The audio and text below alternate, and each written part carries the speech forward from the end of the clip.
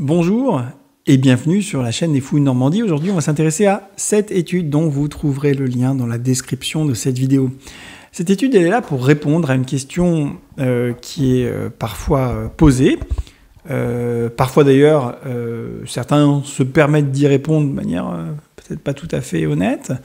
Cette question, c'est est-ce que l'évolution du DSM, vous savez, ce bouquin qui classifie, décrit les maladies psychiatriques, les troubles psychiatriques, est-ce que l'évolution au fil des années du DSM a favorisé l'inflation diagnostique, l'augmentation des diagnostics psychiatriques ou pas? Voilà, c'est une question qui se pose. Et puis, alors, vous avez des gens qui sont souvent des gens un peu anti-psychiatriques, ont une pensée un petit peu taquine, un petit peu parfois complotiste, pas toujours, hein, mais...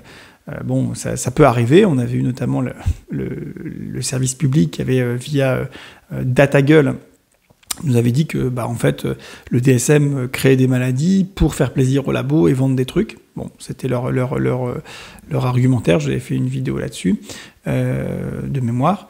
Mais bon, on ne peut pas leur en vouloir. Il y a de l'idéologie, il y a la politique. Chacun a le droit de défendre ses croyances. Bon, je n'ai rien contre. Hein. Bon. Et en tout cas, la question reste pertinente. C'est-à-dire que essayer de répondre à cette question, ça reste quelque chose de pertinent. Bon. Alors, quelle est la réponse qu'apporte cette étude qui est plutôt bien menée? Eh ben, c'est non, en fait. Au global, l'évolution du DSM n'a pas amené à une inflation diagnostique. C'est pas vrai. C'est juste pas une bonne information. Donc maintenant, ceux qui disent que c'est vrai, il va falloir qu'ils apportent des éléments plus sérieux que cette étude. Et à ma connaissance, il n'y en a pas, mais j'ai hâte de les connaître s'ils existent. Hein. Il n'y a pas de souci. Donc je pense qu'il faut peut-être que DataGull supprime ses anciennes vidéos. Je pense que ça serait une bonne chose. Peut-être serait une mesure de salubrité publique. Mais, et plein d'autres. Hein. J'avais vu DataGull parce qu'on m'avait prévenu de ça, on m'avait informé de ça, mais il y en a sûrement plein d'autres. Notamment tout le mouvement anti-psychiatrie. Donc, c'est pas vrai. C'est pas vrai. Alors, il y a de toute façon quelque chose qu'il faut prendre en compte, hein, c'est que jamais un livre n'a créé de maladies psychiatriques chez les gens. Ça marche pas comme ça. C'est-à-dire que les gens qui vont pas bien, ils viennent voir le docteur, et ceux qui vont bien, ils vont pas voir le docteur. C'est pas... Voilà. Jamais on fera venir des gens voir un docteur parce qu'on a créé un trouble qui rentre apparemment dans lesquels ils rentrent dans les critères, alors que eux considèrent qu'ils vont bien. Ça marche pas comme ça. Et puis, de toute façon, je vous rappelle que dans toutes les fiches du DSM, dans tous les critères diagnostiques du DSM, il y a toujours un critère qui est très important de rappeler et qui est un critère de sévérité, de gravité, d'impact, de handicap, de souffrance. C'est-à-dire que vous pouvez avoir tous les critères autres du DSM pour, le TDAH, le trouble anxieux, l'autisme, le trouble bipolaire, la schizophrénie. S'il vous manque ce critère-là, c'est fini, vous n'avez pas de diagnostic. Et ce critère-là, c'est, encore une fois, le niveau de handicap, le niveau de souffrance, le niveau de difficulté qui est généré par les symptômes du diagnostic. Si vous n'êtes pas handicapé par ces symptômes, vous n'avez pas de diagnostic. Donc de toute façon, dans tous les diagnostics du DSM, est prévu que si vous allez bien, vous n'avez pas de trouble psychiatrique. C'est du bon sens. Voilà. Donc quand ça va, quand ça va pas, ça va pas. Et ça, c'est vraiment, de toute façon, un garde-fou considérable. Ok ?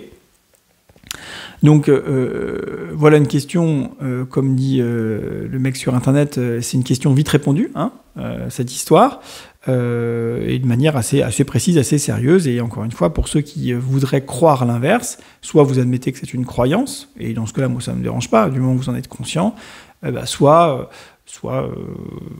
c'est inquiétant, c'est problématique. Voilà. Ou alors vous avez des arguments très solides à opposer, mais on attend de les voir. Ça ne veut pas dire qu'il n'y a pas de problème avec le DSM. Il y a plein de problèmes avec le DSM, plein. Et de toute façon, sur cette chaîne, on en parle beaucoup, notamment l'approche catégorielle et finalement assez peu dimensionnelle du DSM, qui en psychiatrie est du coup pas très naturel, parce qu'en fait, nous, quand on a une personne devant soi, on va pas s'amuser à remplir les fiches du DSM, c'est pas comme ça que ça marche. On va essayer de voir un petit peu le fonctionnement des gens, les symptômes exprimés, mais derrière un symptôme, il y a plusieurs fonctionnements possibles. Je vous ai fait plein de vidéos à ce sujet-là, je vous invite à aller les regarder. Et donc l'idée, c'est pas de cocher des cases de symptômes, l'idée c'est de comprendre comment la personne fonctionne et voir avec les outils qu'on a disponibles, qu'est-ce qui peut permettre d'apaiser la personne de ses souffrances. Bon. Donc, effectivement, l'aspect catégoriel du DSM, c'est un peu old school, c'est probablement amené à évoluer, en tout cas moi je l'espère. Après, il y a des aspects pratiques à ça, hein. C'est-à-dire pour inclure des gens dans des études scientifiques, c'est relativement pratique, pour faire des statistiques, c'est relativement pratique, pour discuter entre personnes du diagnostic de quelqu'un, c'est vrai que c'est pratique, mais finalement, il y a une perte d'information qui est quand même assez élevée. Quand on parle de TDAH et de TSA dans le DSM, effectivement, les critères sont, à mon avis, extrêmement larges. Et finalement, dire j'ai un TDAH selon le DSM ou j'ai un TSA selon le DSM, en fait, ça dit presque rien de vous, en fait. C'est tellement lâche comme diagnostic, c'est tellement relâché, c'est tellement hétérogène, les gens qui sont à l'intérieur de ce diagnostic-là, qu'en fait, ça dit, à mon avis, ça dit rien de vous. Ça dit quasiment rien de vous, en fait. Plus exactement, ça permet pas d'avoir une compréhension fine du fonctionnement des gens. Parce qu'il y a tellement de TDAH différents, il y a tellement de TSA différents, que finalement, la description... le diagnostic en lui-même n'apporte pas d'informations.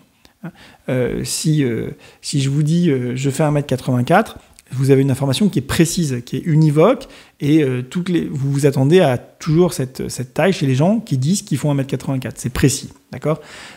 Si vous dites TSA, TDAH, finalement, bon, vous doutez que peut-être les gens avec un TSA vont avoir des difficultés d'interaction sociale, mais c'est même pas toujours le cas.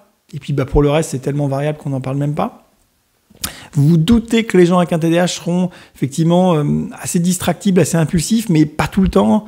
Et puis ça va dépendre des circonstances. Et puis voilà. Et puis en tout cas, il y en a plein qui seront pas du tout hyperactifs sur le plan moteur. Donc vous voyez ce que je veux dire ? Donc finalement, il faut avoir une approche qui est assez dimensionnelle. C'est comme ça qu'on décrit le mieux les gens, et c'est comme ça qu'on leur permet de mieux se comprendre eux-mêmes. Le fait d'avoir un diagnostic de TSA ou de TDAH seul, juste ce mot-là, ne suffit pas à se comprendre soi-même. Il faut qu'il y ait tout un travail avec le docteur pour essayer de décrire le fonctionnement psychique des gens, les mécanismes qui les amènent dans telle ou telle circonstance, en fonction du moment, en fonction de plein de paramètres, à fonctionner comme ci ou comme ça. C'est plus subtil que ça. Et donc, cette subtilité-là, évidemment, le DSM ne la décrit pas du tout, et on ne peut pas vraiment lui en vouloir. La classification internationale des maladies de l'OMS, elle n'est pas mieux du tout. Pas mieux du tout. Donc c'est pas du tout une critique que je fais uniquement au DSM, c'est une critique que je fais à l'aspect catégoriel en général, d'accord ? Mais bon, encore une fois, ça a plein d'aspects pratiques et je ne nie pas les aspects pratiques. Voilà, donc non, pour résumer cette vidéo, hein, non, le DSM n'a pas créé d'inflation diagnostique, c'est pas vrai, c'est une fausse information. Petit 1. Petit 2, oui, il y a des diagnostics qui sont vraiment extrêmement lâches dans le DSM, notamment le TDAH, TSA et d'autres, c'est vrai. Petit 3, l'aspect catégoriel du DSM pose problème parce qu'il ne décrit pas la réalité des gens et finalement il nous apporte assez peu d'informations sur le fonctionnement des gens, même s'ils ont un diagnostic précis en question. Bon, alors oui, on sait bien que s'il y a un diagnostic de trouble bipolaire, il y aura eu au moins une fois dans sa vie un accès maniaque, et que dans cet accès maniaque, effectivement, allez, on a une idée de ce qui s'est passé, c'est vrai. Enfin, ça n'en dit pas tant que ça, finalement. Donc, l'aspect diagnostic en psychiatrie, il est finalement très secondaire. C'est pas ça qui va changer la vie des gens. C'est pas le diagnostic lui-même. C'est tout ce qui va avec et toute la compréhension du fonctionnement des gens et tous les soins qui vont avec, évidemment. Voilà, écoutez, j'espère que ça vous aura intéressé. Et puis, moi, je vous dis à bientôt. Par contre, il y a un truc que je voulais vous dire quand même avant de partir. C'est qu'on va bientôt être 20 000 et que vous devez participer à ça. C'est vous qui regardez les vidéos régulièrement de cette chaîne et qui n'êtes pas abonné. Je vous vois, je vous connais.